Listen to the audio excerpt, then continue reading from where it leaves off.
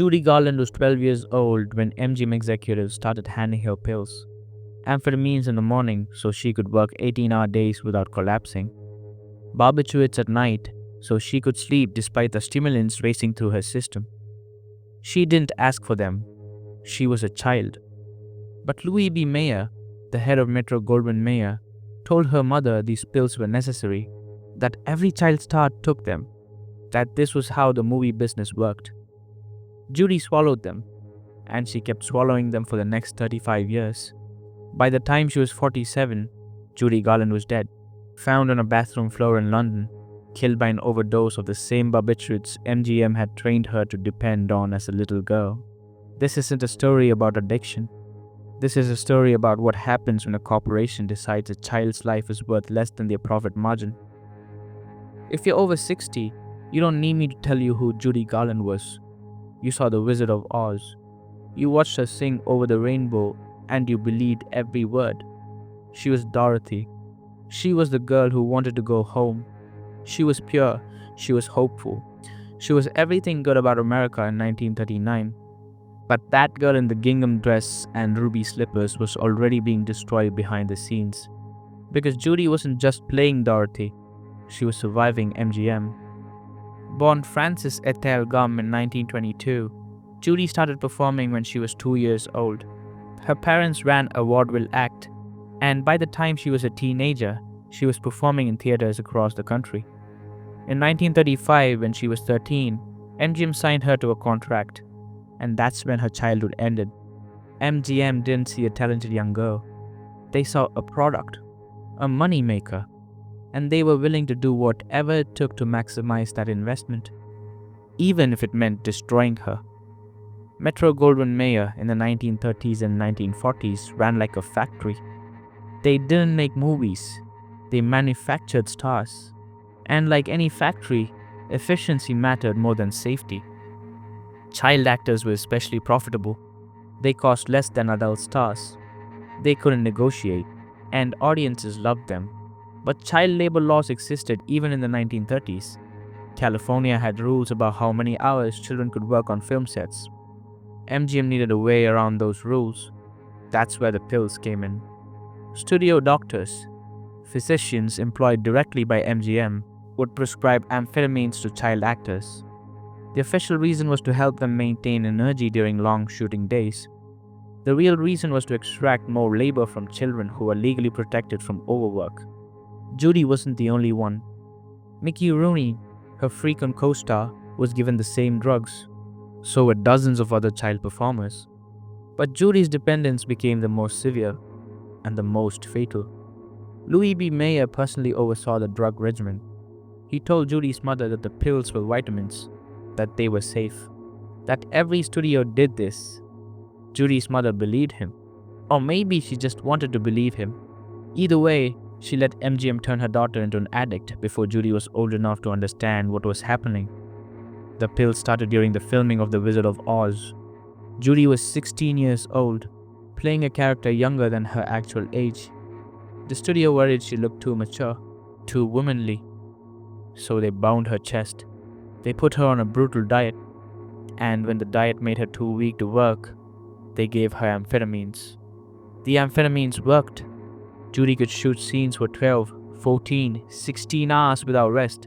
She could dance, she could sing, she could hit her marks and remember her lines even when her body was screaming for sleep. But the amphetamines also made sleep impossible. So at night, studio doctors gave her barbiturates, sleeping pills, sedatives that knocked her unconscious so she could wake up and do it all over again. This became Judy's routine. Uppers in the morning, downers at night, day after day, year after year. By the time The Wizard of Oz premiered in 1939, Judy Garland was already addicted to prescription drugs. She was 17 years old, and MGM knew exactly what they'd done. But the pills weren't just about work hours, they were about control, specifically, control over Judy's body. Louis B. Mayer was obsessed with Judy's weight. He called her my little hunchback because he thought her body wasn't glamorous enough. He compared her to other actresses and told her she was fat. She wasn't, but MGM convinced her she was. The studio put Judy on starvation diets, chicken soup and black coffee, sometimes just cigarettes and pills. When she was hungry, they gave her amphetamines to suppress her appetite. The studio cafeteria had orders not to serve her solid food. If Judy tried to eat anything substantial, someone from the front office would appear and take the plate away. Other actresses who worked at MGM during this period later recalled seeing Judy cry in the bathroom because she was so hungry. But the studio didn't care. They wanted her thin, and they had the drugs to make it happen. This wasn't medical treatment. This was systematic abuse disguised as career management. By the time Judy was in her 20s, the damage was irreversible. Her body no longer functioned without chemical intervention. She couldn't wake up without amphetamines. She couldn't sleep without barbiturates. She married 5 times. Every marriage collapsed under the weight of her addiction. Not because she didn't love her husbands, but because she couldn't exist without the pills MGM had trained her to need. Her third husband, Sid Luft, later described what it was like to live with her. She would take pills to wake up, pills to get through the day, pills to perform, pills to come down, pills to sleep, and if she missed a dose, she would panic. Judy tried to quit multiple times, but withdrawal from barbiturates can be fatal. And withdrawal from amphetamines causes depression so severe that suicide becomes a constant thought. She was trapped in a cycle that MGM had created when she was 12 years old. And MGM, they kept booking her. They kept demanding performances. They kept profiting. In 1950, when Judy's addiction made her too unreliable for MGM's schedule, they fired her. They didn't offer treatment. They didn't take responsibility. They just cut her loose. After 20 years of creating her dependence, they walked away.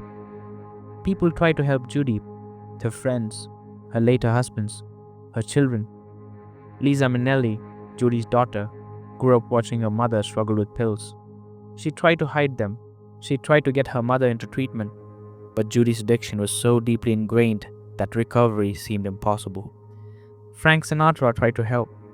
He was one of Judy's closest friends, and he understood what the studio system had done to her. He tried to get her clean. He failed. The problem wasn't that Judy lacked willpower. The problem was that MGM had rewired her brain before it was fully developed. They had turned drug dependency into a normal state. Sobriety felt like sickness. Doctors who examined Judy in her later years said her liver was destroyed. Her nervous system was permanently damaged. Years of amphetamines and barbiturates had taken a physical toll that couldn't be reversed. And yet, she kept performing, because performing was the only thing she knew how to do, the only thing MGM had trained her for. In 1961, Judy was hospitalized after taking an overdose of sleeping pills. It was ruled accidental, but people close to her weren't sure. She talked about wanting to die, about being tired. She survived that overdose, but it was a warning of what was coming. By the late 1960s, Judy was living in London. She was broke. Decades of drug dependency and financial mismanagement had left her with almost nothing. She was still trying to perform. She booked concerts. She showed up. But her voice was damaged. Her body was failing. Audiences who came to see Dorothy walked out when they saw what had happened to her. On June 22, 1969, Judy's fifth husband found her in the bathroom of their rented house in Chelsea. She was sitting on the toilet, slumped forward, dead. The coroner ruled it an accidental overdose of barbiturates, the same sleeping pills MGM had given her when she was a teenager. Judy Garland died at 47 years old. Her body was so damaged by decades of drug use that she looked 20 years older. The funeral was held in New York. 22,000 people lined up to pay their respects. They remembered Dorothy. They remembered the girl who sang about rainbows. But most of them didn't know the truth. They didn't know that MGM had killed her slowly, starting when she was 12. Here's the part that should make everyone uncomfortable. MGM wasn't the only studio doing this. 20th Century Fox drugged Shirley Temple. Warner Bros. Drugged other child stars. This was industry standard practice. Studio doctors wrote the prescriptions. Studio executives approved them. Studio accountants calculated that the increased productivity from drugged children was worth the long-term damage. And no one stopped them. Not the Actors Union, not the California Labor Board, not the federal government. Because child actors made Hollywood hundreds of millions of dollars. And in America, profit has always mattered more than children's safety. After Judy died, MGM released a statement expressing sadness at the loss of a great talent. They didn't mention the pills. They didn't mention their role in creating her addiction. They just moved on to the next child star. Louis B. Mayer, the man who personally oversaw Judy's drug regimen, died wealthy and respected in 1957. He never faced consequences. He never apologized. And MGM kept making movies. Today, The Wizard of Oz is considered one of the greatest films ever made. It's shown on television every year. Children watch it and fall in love with Dorothy's journey. But when you watch that movie now, knowing what was happening behind the scenes, it's hard to see anything except a child being exploited. Judy's daughter, Liza Minnelli, became a massive star in her own right. But she spent her life dealing with the trauma of watching her mother's addiction destroy her. In interviews, Lisa has been careful not to blame MGM directly, but she's made it clear that the studio system broke her mother in ways that couldn't be fixed. In recent years, there's been more attention paid to how Hollywood treated child actors in the golden age, but the damage to Judy and others like her can't be undone. The pills MGM gave a 12-year-old girl killed her 35 years later, and everyone involved got away with it. Before I let you go, there's something important to understand about Judy Garland's story. This wasn't a tragedy. Tragedy implies something unavoidable, something that happens despite everyone's best efforts. This was a crime scene. MGM executives made a calculated decision. They decided that Judy Garland's life was worth less than the money she could make them. They decided that drugging a child was an acceptable business practice, and they got away with it because no one stopped them. Judy Garland deserved better. She deserved a childhood. She deserved to grow up without chemicals controlling her body. She deserved to live past 47. But MGM took all of that from her. And Hollywood let them do it. The next time you watch The Wizard of Oz, remember that the girl singing about a place over the rainbow never found peace. Because the people who were supposed to protect her decided she was more valuable as a product than as a human being. If you want more stories where the system protected profit and destroyed people, subscribe. Because Hollywood doesn't create legends, it creates victims and calls them stars.